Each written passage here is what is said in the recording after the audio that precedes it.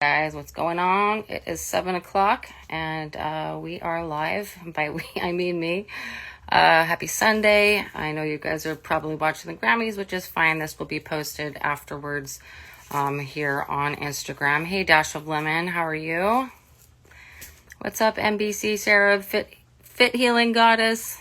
There's going to be probably a lot more, but what's up, Dama Huerta? Thank you guys so much for joining. If you have any questions, just while I'm going through this presentation, just put it in the comments, okay?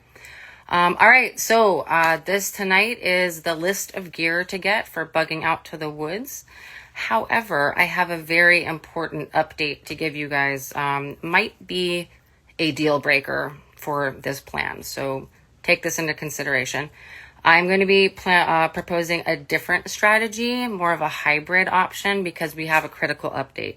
I don't know if you heard earlier in the week last week, but the National Forest road list provision has been rescinded. Now, what that means is, I don't know how much you guys know about the National Forest, but basically, you know, it's public land, but it is monitored by the Department of Agriculture.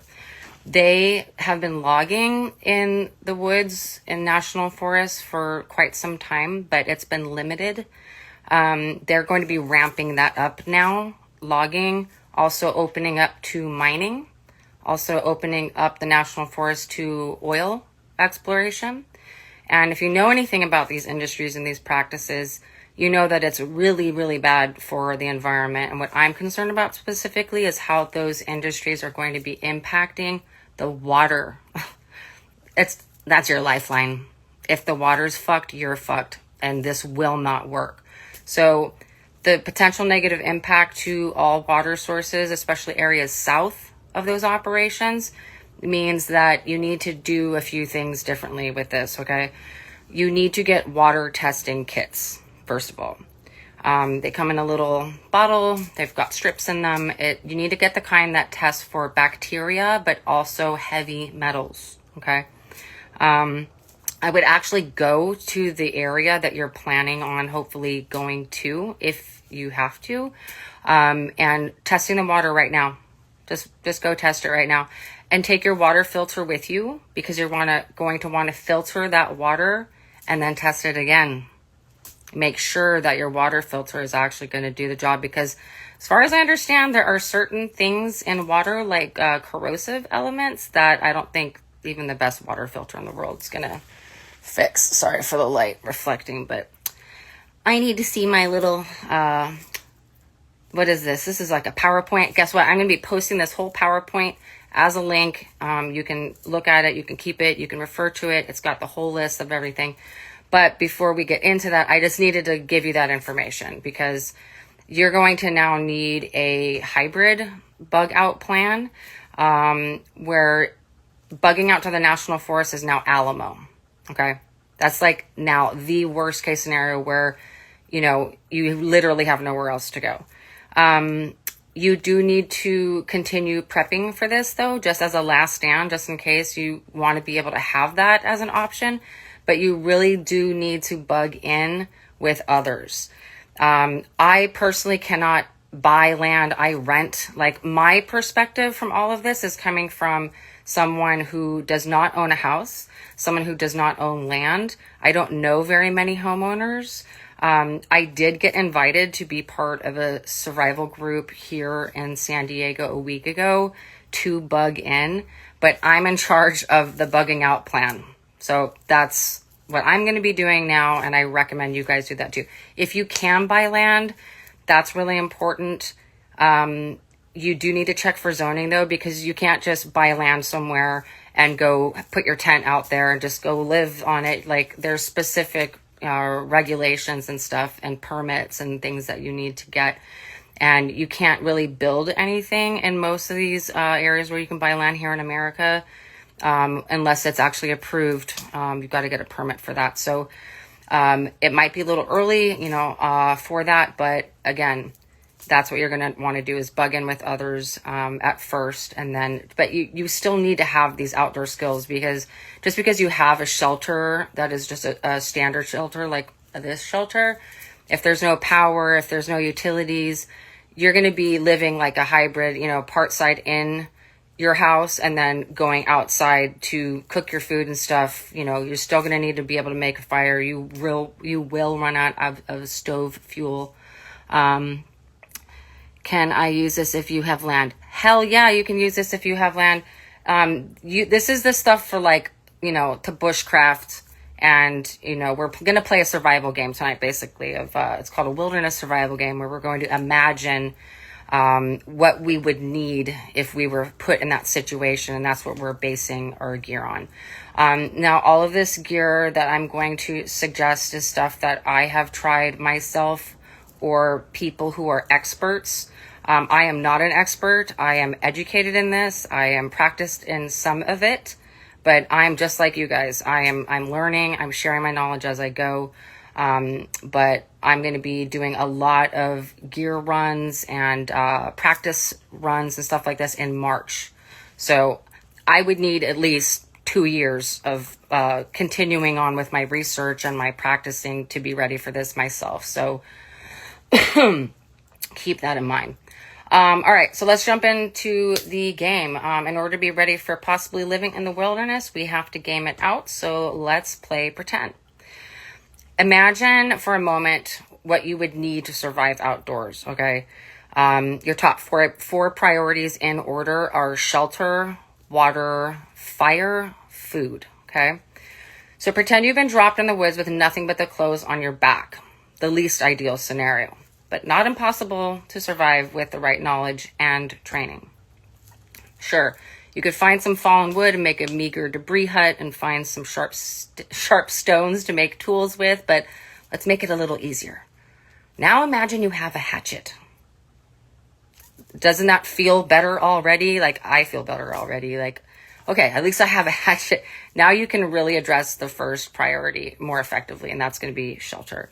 So don't die the first night. Shelter's number one. With a hatchet, you can chop wood.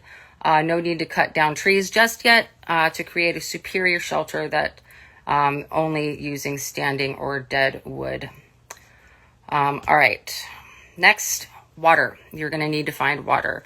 You can only survive 3 days without water, and it must be boiled. So water is required to even process food. So even with a hatchet, you can make the fire, but you'd have to boil the water before you drink it. So, and you should also filter it first. So that's all going to be leading toward the, you know, the list. You can make natural water filters. I've seen videos. I have never tried that myself, but it does work. But then you do still need to boil it. So now you have a pot to cook in. Okay. Now you have three things now. Sorry. 3 things. You have a pot now. Okay. Hatchet, you found water, and you have a pot. You're already in the game. All right, so now you need fire, obviously. Fire is not only for warmth, but it's for boiling water, cooking food, and is actually a morale booster. So once you make the fire, you can actually save an ember, and I've never done this, but I know it can be done. You can save an ember by putting wood ash into a hollowed out animal horn. Maybe you find, you know, a dead elk and there's just bones left and the horns are there. There's a way to fashion a portion of the horn at the tip, and then place the wood ash from your fire into the inside tip of the horn, and then take an ember and put it in there. And apparently if you put more ash on top of it and then fashion a piece of bone that will fit snugly on top to cover it, you can take your fire with you. But you should just get a ferro rod. You know what I mean? That's a must. So choose standing dead wood that has not fallen to the ground. You can shave wood chips to use as tinder along with dry twigs with your hatchet. Pine sap is flammable once it becomes a resin, so it has to be hardened. You want to look for that shit that's already, poured out of the tree and is like stuck there. Jute moss is also flammable. If you saw my reel, I actually did test jute moss with jute twine from the Dollar Tree, and that shit fucking blew up like I don't even know what. All right, food. So now imagine you have your hatchet, you have made fire, you have a pot. Now you have a fishing kit. You have a fishing kit now. Oh my God, don't you feel so much better? So lures, sinkers, fishing line, maybe even a fishing rod. But with the hatchet, honestly, I have heard, and I have not tried this, but with bushcraft, you can make your own fishing rod. Now that you have food, you can cook it over the fire, which is the last of the top 4 things you need to survive. Food. Fish is actually so much more valuable to you in the woods as a survival food than trapping, rabbits, rodents, any of that stuff. That's because fish is one of the best foods that are rich in protein, omega-3s, essential vitamins, minerals, and sodium. But you do need to study what fish and shellfish to avoid for possible mercury or poison. I know that not all fish are edible. A lot of them taste like shit too. So you want to get like the trout and the bass and all that, salmon, that's those sorts of things. But depends on where you're at, right? Now we have the 4 basic camping components. 4 basic components to survival. Now what? So ideally, you'll already be showing up with all the right gear to give you the best odds at making a successful homestead or camping or camp in the wilderness area of your choice.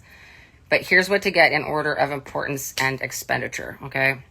The list. Remember, I have this PowerPoint here. I am going to be posting the link after all of this is done, and it will be on my YouTube as well.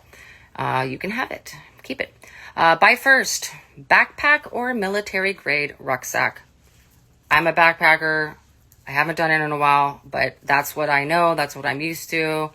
And I recommend those. I just think technology wise, it's better. A lot of people will swear by military grade rucksacks. They do both have their benefits and drawbacks. Absolutely. You do want to have a minimum of a 60-liter storage though. And the liter storage just refers to the amount of space you're going to have in your pack. I love how I just referred to an invisible backpack.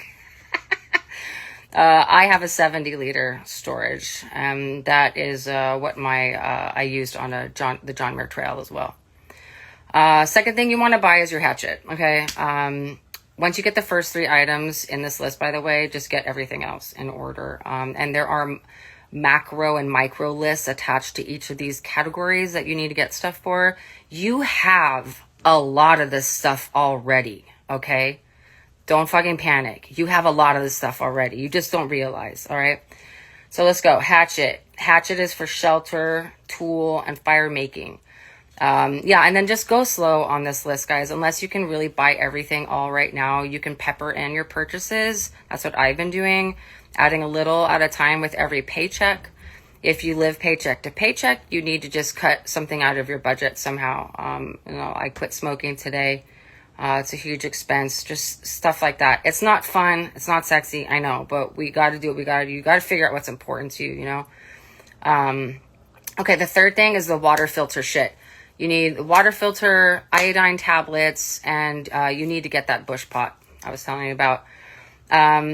I'll tell you how to make a water filter once I learn how to do it myself. I have, again, seen videos of people doing it, but I have not tried it. I am going to try it in March, though. I'll take a video and everything. Just here's 3 different types, too, of water filters. They have the pump filters, where you have the end of it that goes into a water source, and then it goes to a canister that's got the filter shit in it, and it has like a pump, and there's different kinds of pumps that you can get to. These take a lot of energy to use, so I prefer the gravity filters, which is basically a type of a bag that you scoop the water source into, and then you hang it on a tree, and then you have this sort of straw filter that's attached, and it comes with these, okay, at the bottom. And most people have a life straw already. Great, that's good. I got one of those like 4 years ago too. Those fuckers last like 7 years, by the way.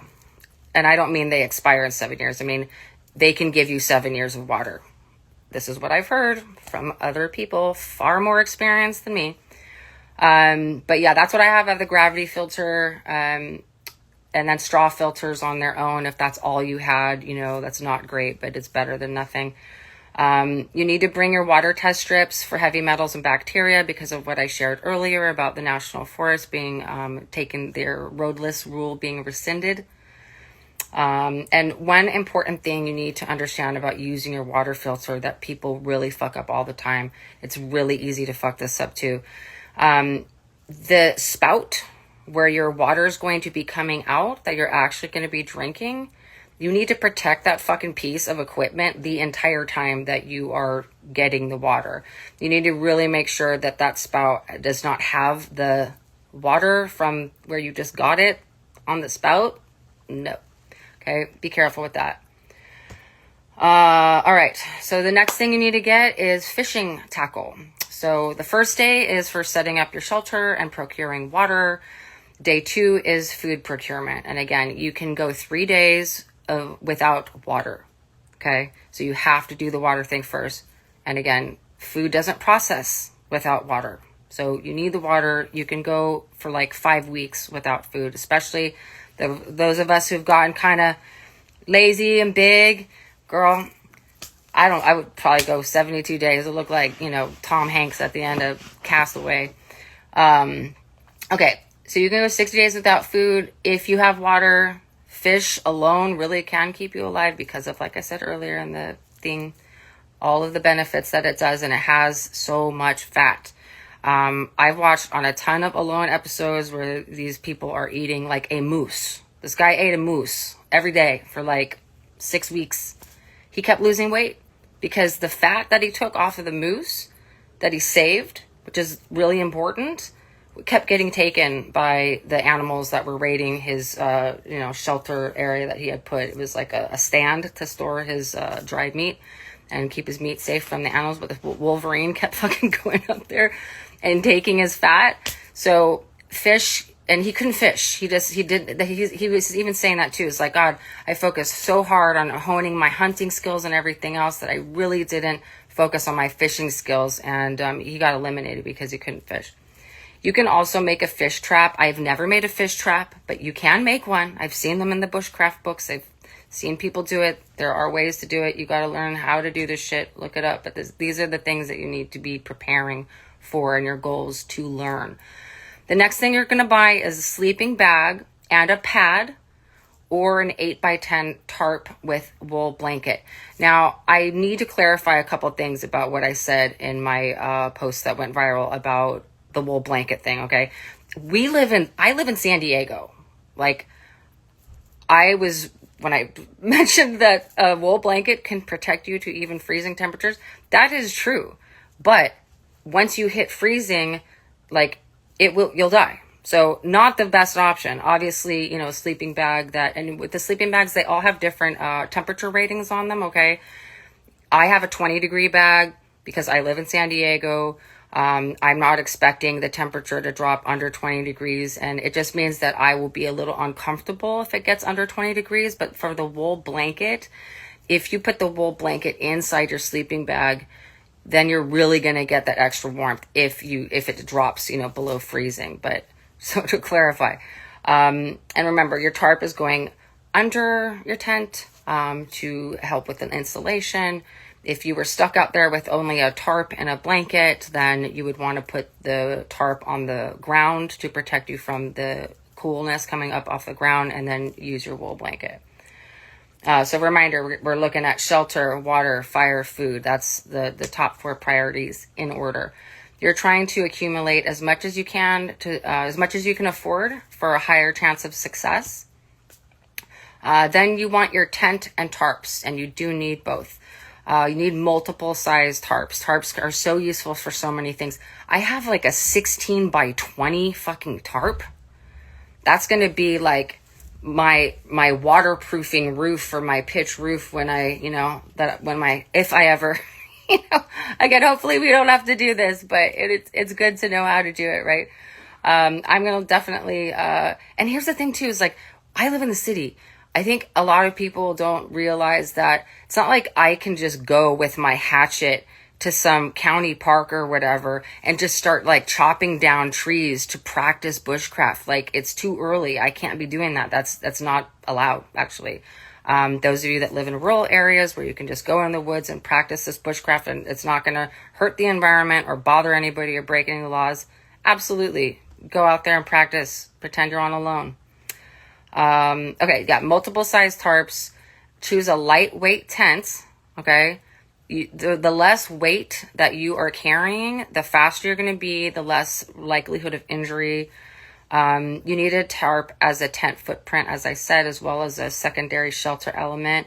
And so, yeah, just make it easier. Bringing a tent makes it more comfortable while you work on building a more permanent shelter. Use a tarp later as a roof waterproofing membrane for your permanent shelter. You know, let's say you've built you've cut down some trees, you've got this little log cabin-y thing going on, you got your roof going on, but it's just the wood pieces on top of the woods. I don't know the names of these fucking things. Part of the roof.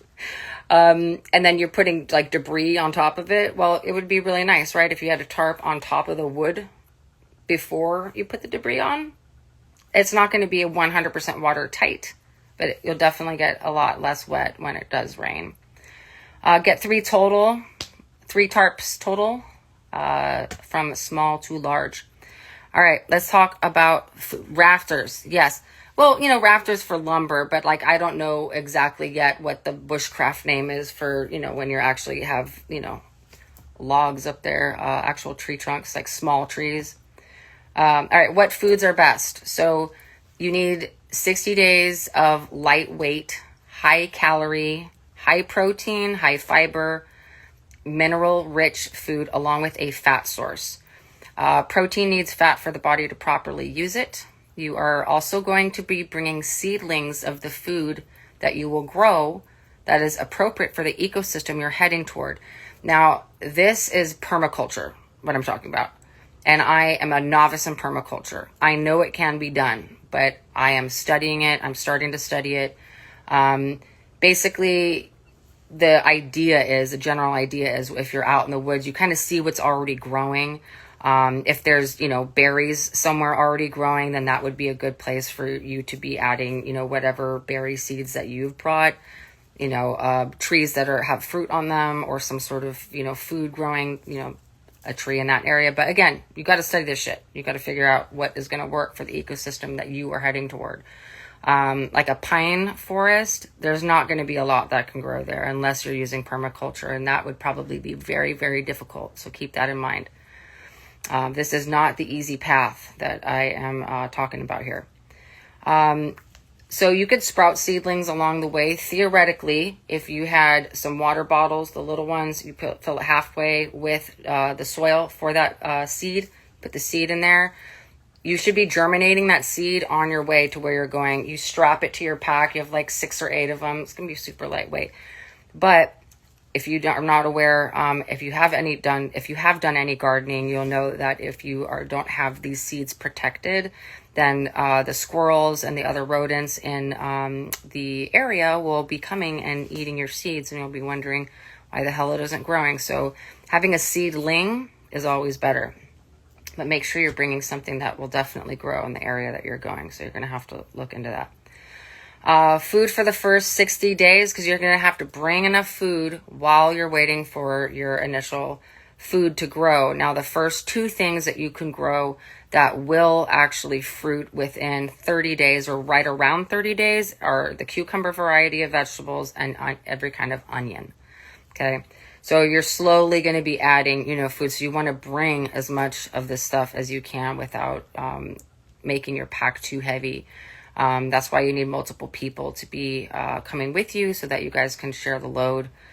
Protein, canned meats, dry beans, a legume and a grain eaten together forms a complete protein. Fiber, so quinoa is, I would say, the best fucking choice for that, because I swear to God, that shit weighs nothing and it is so vitamin dense and so good for you. It's considered an ancient grain, and it weighs nothing. So you have to think about cook time.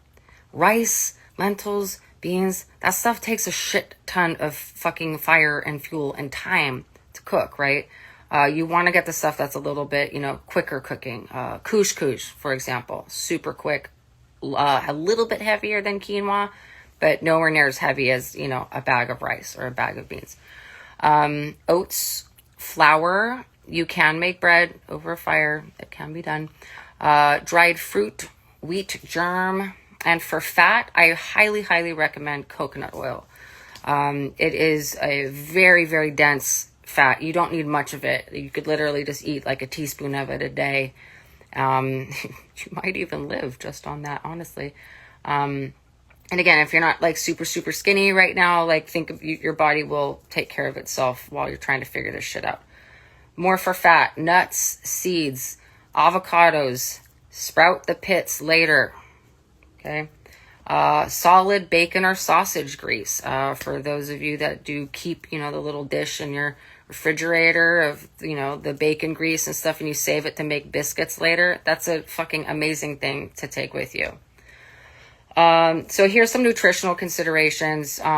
We went over what kinds of foods you need to be eating, protein rich, all of that stuff. So I did the research for you on protein rich vegetables, in order of the list. So artichokes, corn, okra, Brussels sprouts, potatoes, onions, cabbage, and kale.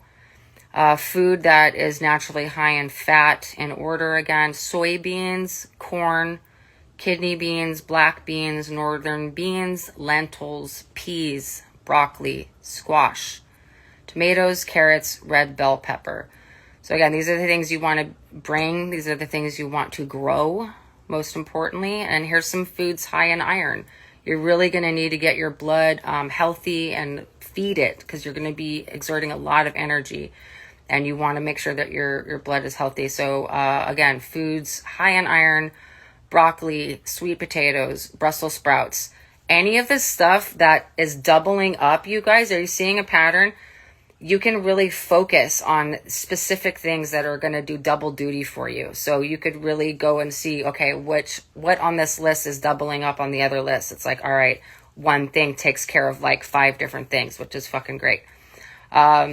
Tomatoes, string beans, red cabbage, spinach, asparagus, collards, lentils, leeks, artichokes, kale, beets, kidney beans, and chard.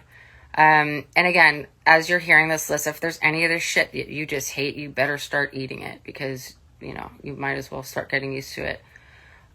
Don't forget to bring salt, pepper, crushed red pepper, saffron, bouillon, sauce packets. The sauce packets thing is fucking amazing. Like, just having one sauce packet with something that you're not used to eating can make all the difference and get you used to kind of eating that food. And they're really, really lightweight, and you get them from everywhere. You just start stashing them in Ziploc bags. Taco seasoning packets, dry yeast, cornmeal, flour, or almond flour. So those are all things that you need to have to be using with your food, just so that it's a little bit more palatable. A little bit of morale goes a very long way. All right, hygiene and medical. Sturdy toothbrush and compact hairbrush. Baking soda. You can also brush your teeth with charcoal from the fire. That's true. Rubbing alcohol packets.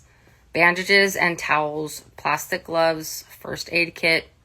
Arterial clamp. I actually have one of those fucking things. You can find them in antique shops. People are going to get hurt. You're going to get hurt. Like, if someone is really bleeding really bad, you can use that clamp. And I don't know how to use it, but I have it. Vodka. A little bit. Just for if you need emergency fucking... Any kind of alcohol, actually. But it's also just good for pain relief if someone is having an issue. It's, going back to putting whiskey on the gums of babies when they were teething. I would definitely recommend bringing some marijuana indica with you. It is a natural pain reliever, and it actually helps with nausea. So, not a bad idea. Sewing kit. All right. You can use fire to sterilize tools that might break the skin if you don't have rubbing alcohol. Manicure, pedicure tools, scissors, tweezers, dental tools. I'm sorry, but the scene in Castaway with the fucking, tooth and the rock and the goddamn figure skating skate. No, thank you. Insect repellent and sunscreen. That is one of the things that I did learn is that if you do have dental work that you need to do it. Prioritize that shit. Power and light. Batteries. right? You need emergency long burning candles, tea lights, flashlight, headlamp. A handheld lantern is nice.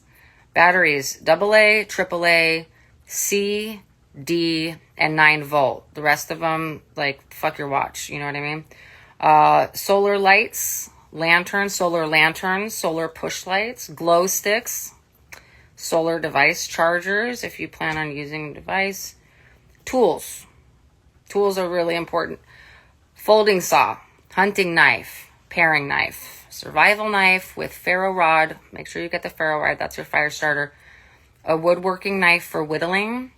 Camping shovel, ice axe, pliers, needle nose pliers, carabiners, screwdriver, flat and Phillips. You also will need cordage and craft and repairing and building type of gear. Climbing rope, paracord, string, wool yarn and knitting needles. For real, find some knitters to join your survival group. Zip ties, twine. The jute twine is flammable, as I mentioned. Wire spools, different kinds of wiring.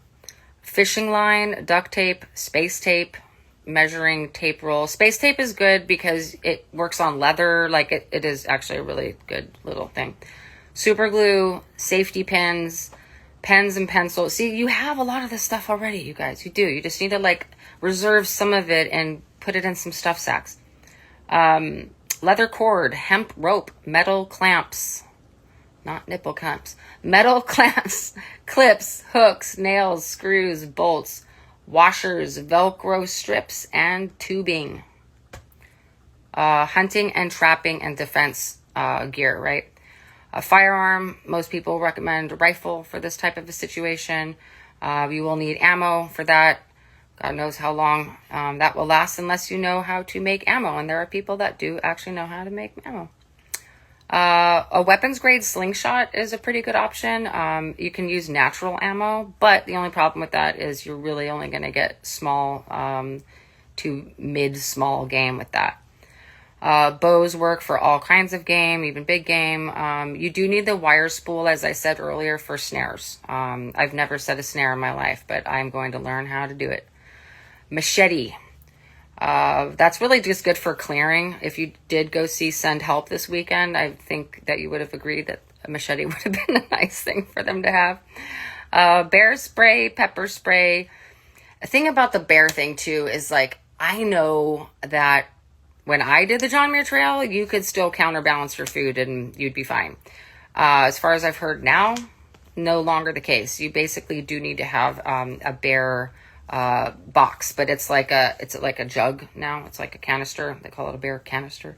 They have different kinds, but it will take up a big amount of space in your pack. But the good thing is that it's going to kind of double as a stuff sack. So it's better that you have that.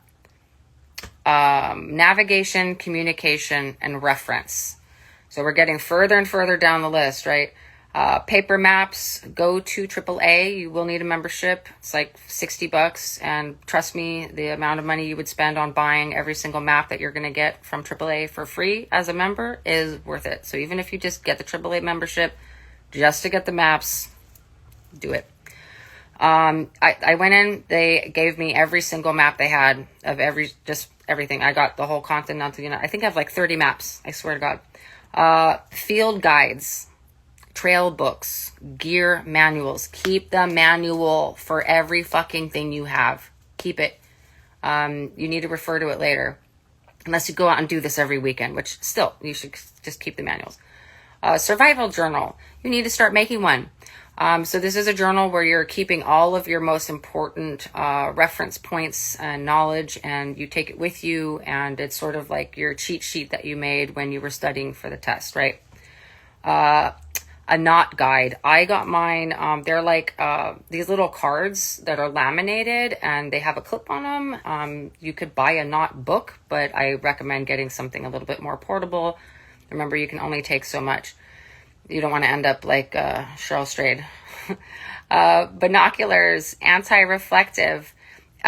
When you get binoculars, make sure you do get the anti-reflective ones, because you don't want your binoculars to be hitting off the sun or any other light source, letting people see that you have binoculars and are looking around.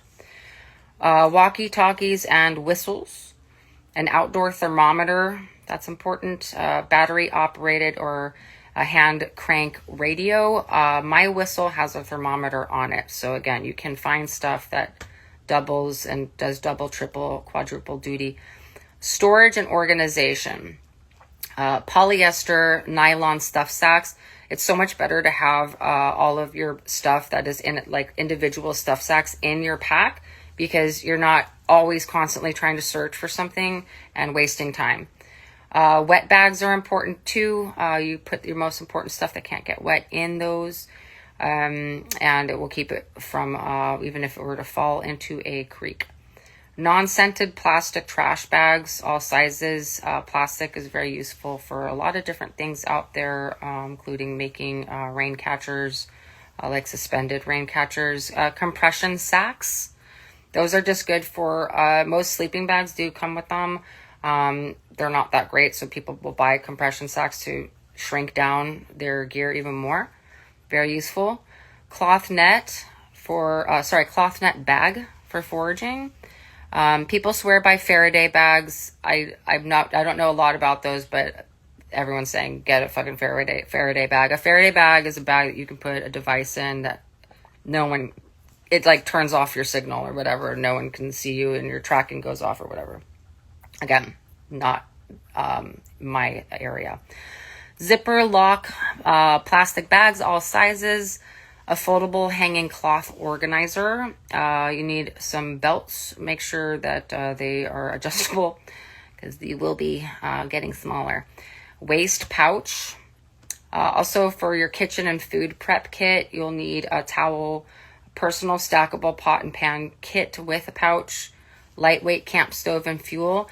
Now, this is for emergencies only. You do want to have that stuff, but you don't want to just use it right when you get there. Like, save it for when you can't light a fire because all the wood's wet, or whatever issue that you're having, so that you have it as a backup only. Rubber spatula, metal tongs, metal skewers, aluminum foil, Ziploc bags, again, spoon, fork, knife. Now, they do have stuff you can get at backpacking camping stores that have these that are all in one. Again, if you can try to fit more than one thing into one thing, that saves you having to get multiple items, and carrying less stuff is better. Emergency folding stove with solid fuel blocks. Again, that's just for emergencies. Entertainment, mental health. We're getting down to the bottom of the list, guys.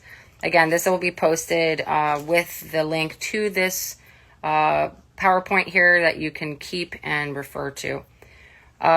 2 decks of cards, 1 regular, 1 novelty. I collect novelty decks of cards. I have The Exorcist, I have E.T., I have A Clockwork Orange. And, just those little reminders of those comfort things that we had back in the good old days, if this happens, is going to be really, really helpful. You have no idea how far that's going to go for you. Same kind of deal with my 3 book rule. 1 literature. So what's the 1 piece of literature? I mean, okay, I'm breaking my own rule on the book that I would take, because it's such a comfort book to me. It's The Sun Also Rises by Ernest Hemingway. I wouldn't say that it's like a book for the ages. I would say my East of Eden by John Steinbeck definitely is. But yeah, 1 literature, 2 movies. Just buy the book for the movies, like the 2 movies that you can't go to a deserted island without. That way you have them. Trivia games in a card format are very helpful. A journal, a small musical instrument is so helpful. Harmonica, ukulele, a recorder. Just take the one from your kid. Mad Libs may sound silly, but trust me, in these situations, any little distraction from what you're dealing with in that moment where you're having some free time, which good luck, because you're being working the entire time that you do this, but these are good things. Mad Libs, 2 magazines, and I even threw in there a kaleidoscope and a Viewmaster. I think a kaleidoscope would be cool.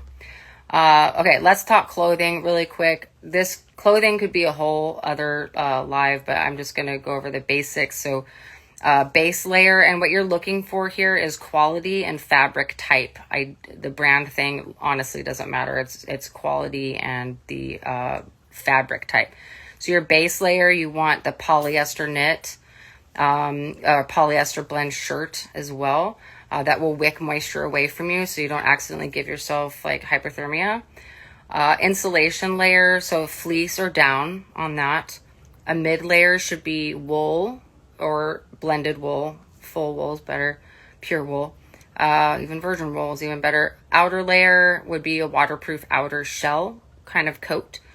I actually don't have one of those yet. I am still dealing with a rain sort of jacket that sucks, is terrible. It's made by Totes. It gets wet in like 2 minutes. So I still need to get that. A plastic poncho for rain is helpful, but I'm sure there's some better options for rain. Let's talk footwear and headwear. For footwear, definitely want the wool socks. I would get 1 pair of mid-calf or knee-high waterproof rain boots, 1 pair of trail runners. Get a really high-quality brand on that, please, at a discount on Sierra.com. I am not being sponsored by them. REI outlet is also great. 1 pair of work boots or duck boots, 1 pair of waterproof sandals or water shoes. For headwear, you're going to want 1 baseball cap, 2 cotton beanies, 2 wool blend beanies, and 1 wide brim hat. All right, so I mean, that's the end of the list, but I just wanted to leave you guys with some thoughts. We need to talk a little bit about leave no trace, okay? We cannot just, if this has to happen and this starts to happen and this is where we end up because there's literally no other fucking option, we need to be really careful, because not only just for not fucking up the area you're going to, but not fucking up yourself. You can seriously pollute your own camp so easily. So you need to think about how you're going to deal with human waste and not polluting your water source. So here's the leave no trace rule officially. You need to get at least 200 feet away from whatever water source. So any creek, any river, any lake, anything, 200 feet away. You have to make a hole 6 to 8 inches deep to poop in, okay? And honestly, I would mark that shit. Literally. Make some sort of special marker that you guys are going to put where you've pooped, because you can come back to that and use it as compost later. That's a real thing. I know it's part of the movie The Martian, and he was doing permaculture, by the way. No soap. You can't wash your hands in the stream with some dial that you brought from home. No. There's stuff called camp suds.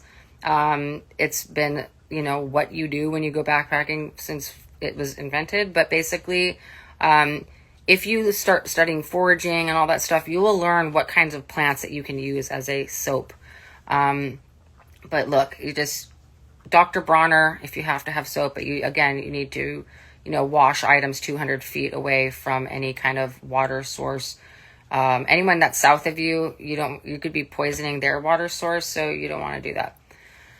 So how do you make this all work? You need to form your group now and come up with a threshold that will trigger everyone to make their way to whatever rendezvous point you've come up with beforehand. Use walkie-talkies to communicate. You need to come up with some code phrases, code language of some kind. These channels are not private, okay? Walkie-talkies, everyone can hear them. So that is the end of the presentation. I want to end this with a huge announcement, because I've been getting some stuff I've been seeing in my DMs.